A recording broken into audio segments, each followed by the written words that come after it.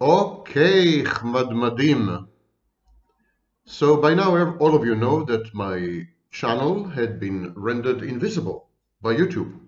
It's no longer recommending my videos almost anywhere, and it's making sure that I don't get views. And this is called by conspiracy theorists shadow banning. The correct term is deranking. At any rate, I was thinking the other day, because I don't have what to do, it's pandemic, I'm idle. And so I was thinking the other day, who else would have been shadow banned on YouTube?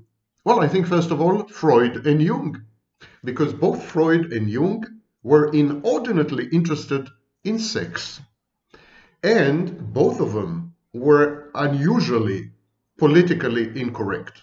In this day and age, they would have been immediately suppressed. I even think that YouTube would have deleted the channel of one Sigmund Freud from Vienna, let alone Jung, who was a psychotic for 5 years and bedded some of his patients. This is a new age of political correctness. There's no place for midgets and dwarfs of the soul, intellectual nobodies like Sigmund Freud, Carl Jung, Wilhelm Reich, and I can give you a whole litany of names. Even Guntrip himself would have been banned because he had undergone analysis because of severe mental health problems. Okay, enough with the rant. What are we going to discuss today? Today we are going to discuss self-sufficiency and how most people mistake self-sufficiency for pathological forms, for pathological behaviors, and for pathological traits. We confuse self-sufficiency, inner strength, resilience with other forms of behavior which resemble them a lot, but are actually very sick behaviors. And this is why we keep falling in the traps that narcissists and psychopaths set for us, not to mention borderlines, because it's mimicry. Their behaviors, their qualities, their external appearance resemble a lot very centered, boundaried, healthy people. And I'm going to try to give you tools to distinguish between the healthy manifestations and the pathological ones. So stay with me for yet another bumpy ride.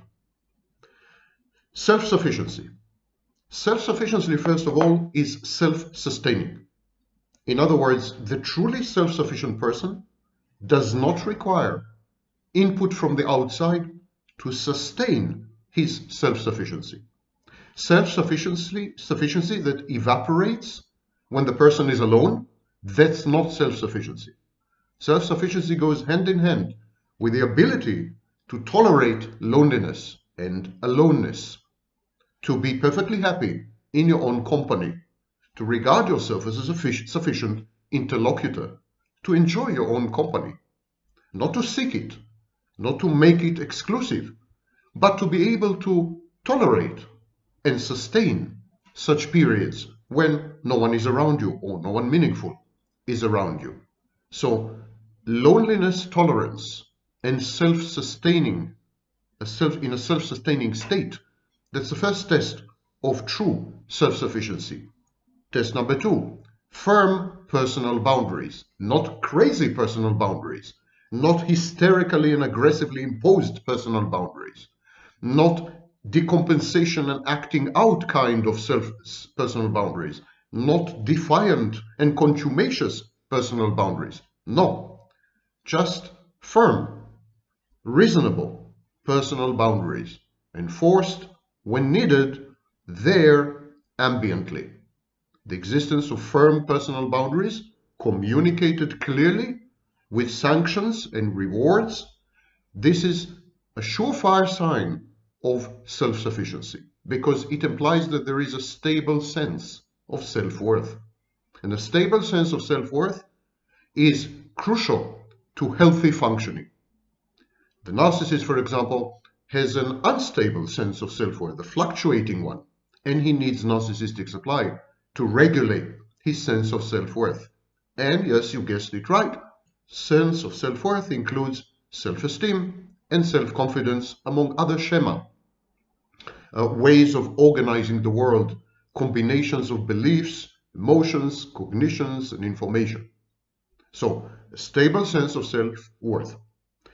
Self-sufficiency is a hallmark and a sign of maturity, a sign of resilience, a sign of inner strength, which emanates from a stable, well-defined, delineated and demarcated core, identity core. An identity core goes hand in hand with uninterrupted stream of memories, real or manufactured, it doesn't matter. Most memories are manufactured, but an uninterrupted stream. What matters is the continuity. So, where there is dissociation, there is no stable core. There is no unitary identity. Everything fragments and fractures into self-states, pseudo-identities. And then, of course, there's no inner strength. And where there's no inner strength, there's no resilience. There's no ability to weather crises, injuries, and to overcome them, and to incorporate them, and to reframe them within a coherent narrative, which is a good definition of resiliency. And so the ability to spend time with yourself, productive, content, it's a gift. It is the gift of self-sufficiency. And of course, self-sufficiency is intimately linked to what is known as a sense of agency and a sense of personal autonomy. Now, agency and personal autonomy rely on something called internal locus of control. The belief that you are in charge of your life. The belief that you control your life and direct it. The belief that you can set goals and have a realistic expectation to realize some of them. The belief that most of what happens to you is the outcome of your own decisions and choices, and you shouldn't blame others. In other words, not to have alloplastic defenses. So it starts with an internal locus of control. And then when you have an internal locus of control, it's easy to develop an all-pervasive, all-permeating sense of agency and personal autonomy. What are agency and personal autonomy? They include several elements. A distinct, demarcated self. So you need to have a self. Freud called it the ego, but it's much more than the ego. It's closer to Jung's perception of self. Minnie says hi. So a demarcated, distinct self with, as I said, clear boundaries, where I stop and you start, where you stop and I start, and you have to respect this. This is element number one. Element number two, smooth, seamless, assured self-governance. That's the internal locus of control. So now we are talking about agency and personal autonomy. Requirement number one, to have a self, fully constellated, fully unitary, fully functional, and fully perceived as distinct. So a self. Requirement number two, self-assured self-governance. So self-confidence, self-esteem, sense of self-worth that allow you to govern your life, an internal locus of control. Element number three, the capacity to act independently based on free choice and the perception that your choices are free. They're not constrained. You're not under some tyrannical imposition. But whatever you choose to do, whichever decisions you adopt, they're yours.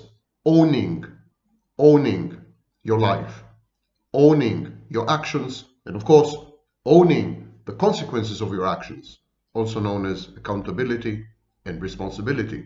But there's no accountability and responsibility if there is no continuity of the personality, if there's no core identity, and there's no accountability and no responsibility if there is no free choice. If your choices are dictated, you're not responsible for them and you should not be held accountable.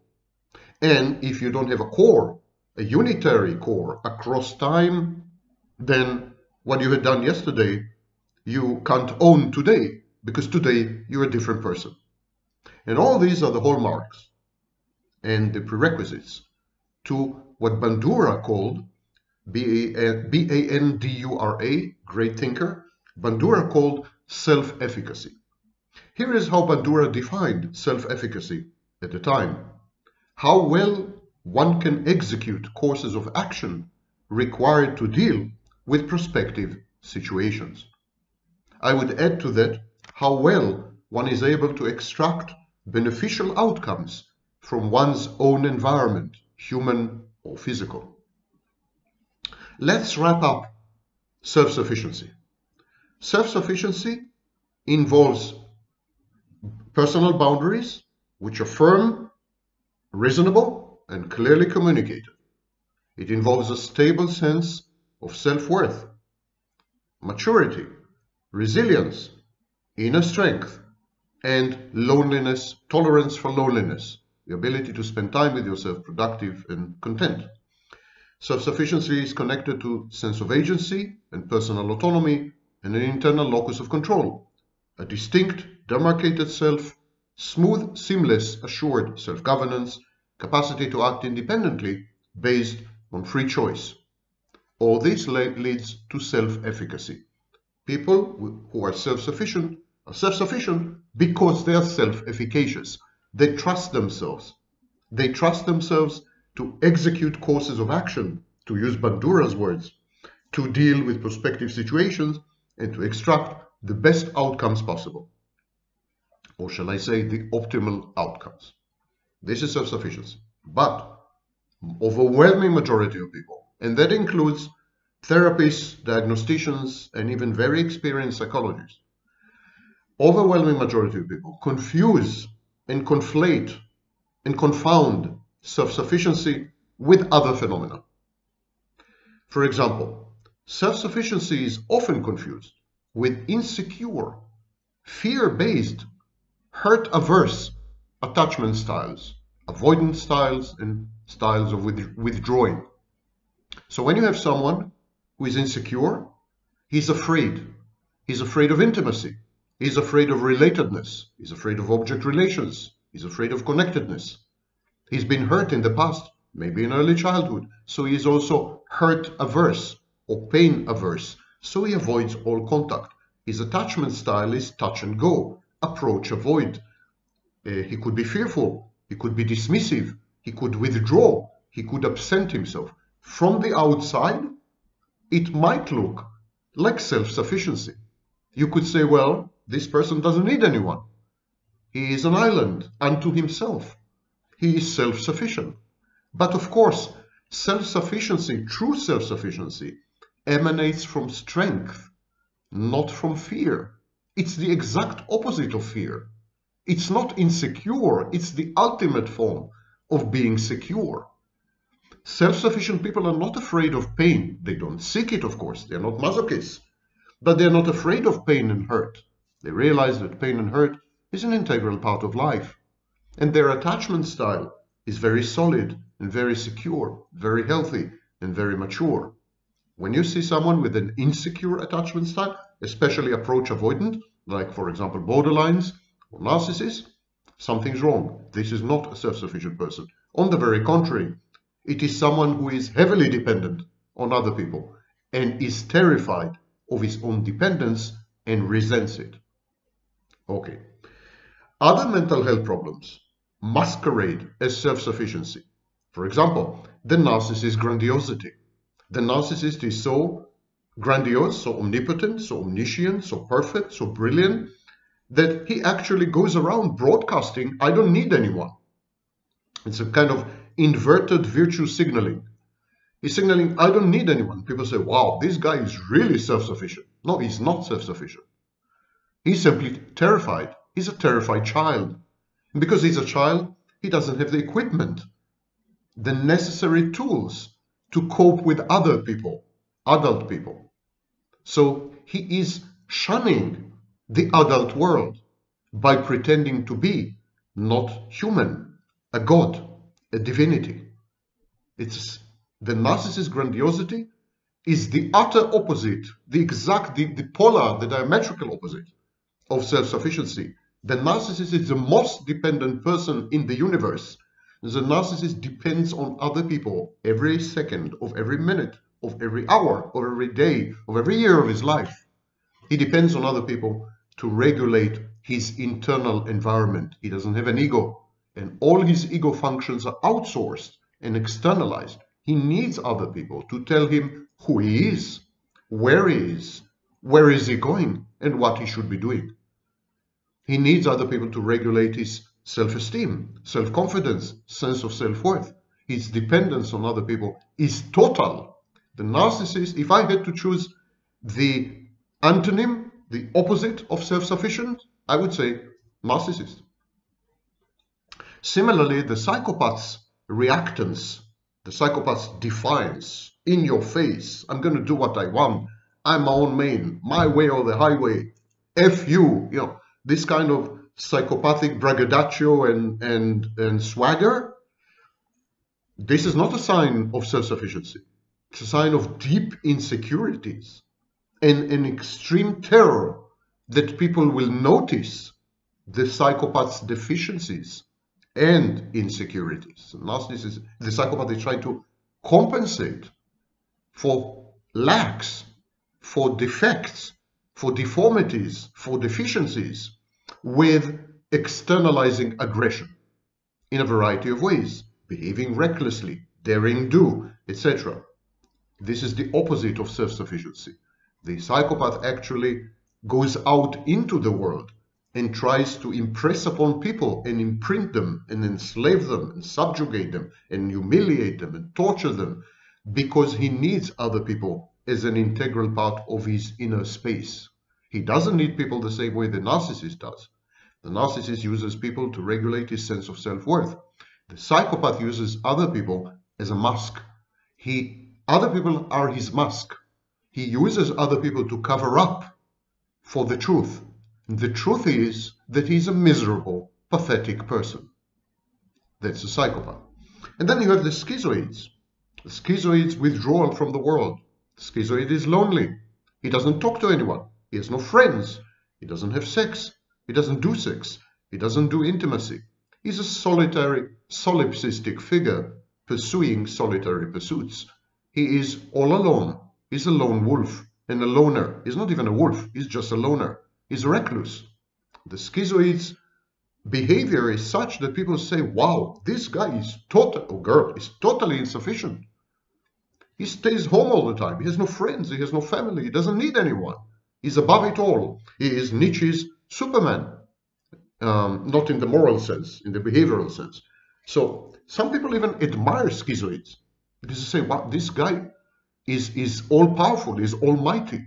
His lack of need is such that he can survive utterly by himself. But actually, schizoid disguises yawning, howling, void, an essential emptiness.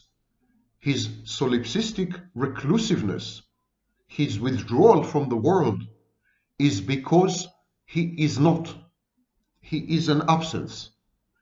And he absented himself originally because of pain, because of rejection, because of humiliation, because of breach of boundaries, because of parentifying, instrumentalizing, objectifying as a child. So to avoid a repeat of this situation, the schizoid solution is to not be. If you are not, if you go back to the womb, as Harry Guntrick put it, if you're not, no one can do anything to you. So they absent themselves. Then they eliminate themselves. It's a program of self-eradication. Incredible. Unprecedented in any other form of mental illness. And many think that schizoid personality disorder is the worst personality disorder, and as close as you get to schizophrenia, in effect. So the schizoid is not only not self-sufficient, he is not self. There's nobody there to be self-sufficient. And then there's the borderline. The borderline is dysregulated. Her emotions are dysregulated. She has mood lability. Consequently, she's very aggressive. She switches between a borderline state and a secondary psychopath. I advise you to watch the videos about the borderline woman as a secondary psychopath. Similar videos. I mentioned a woman there, because I believe that borderline men have a different typology, a different etiology, and a different symptomatology, and I call it covert borderline. But be the case as may, the borderline is dysregulated and labile, and reacts defiantly, and reacts with actually psychopathic behavior. And again, people say, wow, she is such a free spirit. She doesn't take crap from anyone. You know, she's gung-ho, she's Annie Oakley, she's you know, it's nonsense. The borderline disintegrates completely in the face of real, perceived, or anticipated abandonment, rejection, and anxiety. She's extreme separation anxiety. She is a slave. She is a base form in terms of mental health. That's precisely why Otto Kernberg said that people with borderline personality disorder are almost psychotic. They are on the border between neurosis and psychosis. And this is why he called them borderline. They're on the border. So these are really, really seriously disorganized personality, chaotic, almost touching upon dissociative identity disorder. They have multiple self-states and pseudo-identities. And these identities are equally dysregulated and labile. It's a mess. One word to describe a borderline is a walking, talking, carbon-based mess. And so that's obviously the exact opposite to a self-sufficient person. Actually, all these are forms of what we call counterdependency. Counterdependency is dependency, but dependency on being opposite, dependency on being contrarian, dependency on being defiant, dependency on humiliating, rejecting, sadistically taunting and tormenting, abusing, dependency on behaviors that distance the mentally ill person from his sources of dependency, which inevitably frustrate him or her from time to time. It's a form of saying, yeah, I'm dependent on you, but the hell with you. I can survive on my own. I'm going to show you. I'm going to demonstrate to you that I don't need you, which is, of course, nonsense. The dependency is total.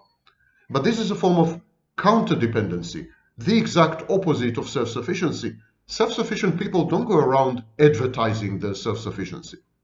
They don't go around saying, excuse me, do you know that I'm self-sufficient? Do you know that I don't need you?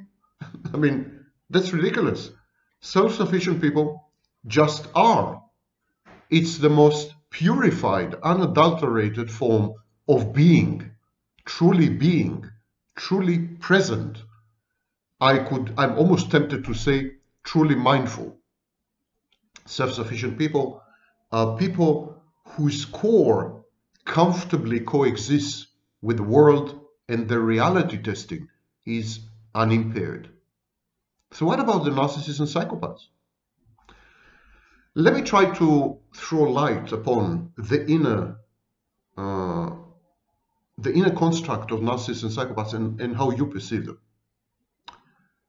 You're accustomed to normal, mentally healthy people as intimate partners, as colleagues, as friends of narcissists and psychopaths. The vast majority of your experiences are with other people. And these other people are relatively healthy or normal, whatever that means. I mean, they're not narcissists and psychopaths. So your field of experience, your cumulative knowledge, the people skills you had acquired, your object relations, don't prepare you for the unprecedented, catastrophic, and harrowing experience, calamitous experience with narcissists and psychopaths. The intimate partners and narcissists and psychopaths keep probing, keep trying, keep attempting, keep begging, keep expecting, keep hoping with growing desperation and disbelief. They try to pry open their mates, but their mates are inscrutable because there's nothing there. They're trying to pry open emptiness. They're trying to penetrate deep space. There's nothing there. There are light years between one mental molecule, and the other. And so, accustomed to normal, healthy, mentally healthy people, the intimate partners of narcissists and psychopaths keep probing, attempting with growing desperation and disbelief to pry open their inscrutable maze. I have news for you. Move on, folks. There's nothing to see here. It's an accident. The psychopath and the narcissist are shimmering surfaces. They have no depth. Behind the alluring facade, there is only an empty, self-abandoned, schizoid core. No ego and self can ever form without object relations, without meaningful interpersonal interactions. And because narcissists and psychopaths don't have interactions with objects, with other people, they have interactions only with internal objects, especially the narcissist. There's no ego there. There's no self. There's nobody to talk to. Nobody is home. There's nobody home. You're home alone as intimate partners. Narcissists and psychopaths are goal-oriented, two-state, impersonal machines, gleaming metal, swamped by primitive defenses, drowning in negative emotionality. The harder you try to get to know the essential core of the narcissist or the psychopath, the more ruinous the descent into the black hole that is their essence or quiddity. Narcissists and psychopaths are entities made of all-consuming absence. They are forms of carbon-based antimatter. You can't wrap your head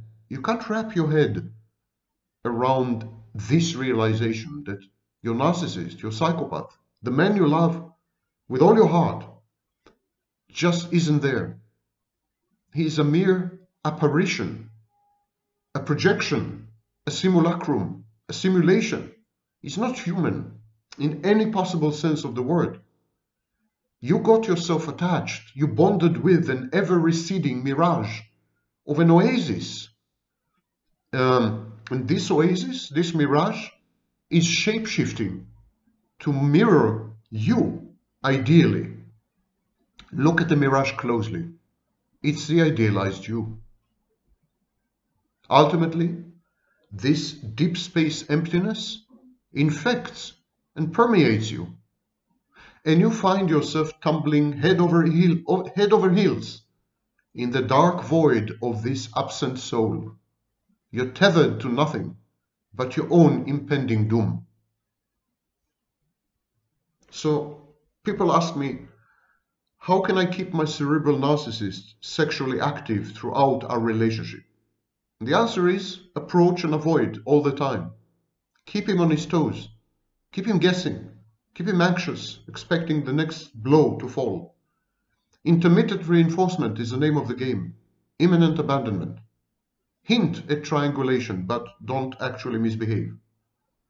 And this will keep him hypersexed. As long as you remain half-heartedly committed, he will remain fully sexually active, even as a cerebral. Make sure that you are never taken for granted.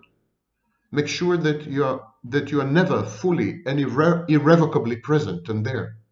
Keep your suitcases packed at all times. But is it true that cerebral narcissists do a lot of casual sex and cheat? Cerebral narcissists are asexual. So they do not cheat, because to cheat one needs to have sex. They're asexual, no sex. But even when they are in a somatic phase, they're sexually active only during the love-bombing stage of the shared fantasy. More generally, like all narcissists, cerebrals need to feel unique.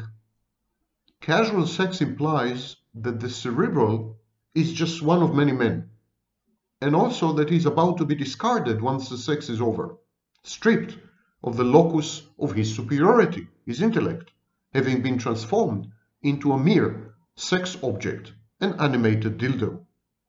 This is narcissistic injury, even bordering on mortification. So cerebral narcissists avoid casual sex at all costs. I would like to read to you, to finish by reading to you two poems, excerpts from poems. One is a poem by Gwendolyn Brooks, My dreams, my works must wait till after hell. I hold my honey and I store my bread in little jars and cabinets of my will. I label clearly, and each latch and lid I bid be firm, until I return from hell. I'm very hungry. I'm incomplete. And here's another quote, which is one of my favorite, and I think captures poignantly the danse macabre, or even the very essence of narcissism. It is by William Wordsworth. The thought of our past years in me doth breed perpetual benediction, not indeed for that which is most worthy to be blessed, but for those obstinate questionings of sense and outward things, fallings from us, vanishings, blank misgivings of a creature moving about in worlds not realized. And this is from his poem, Intimations of Immortality from Recollections of Early Childhood, by William Wordsworth. Sad, tragic, the wasted humans that narcissists and psychopaths are.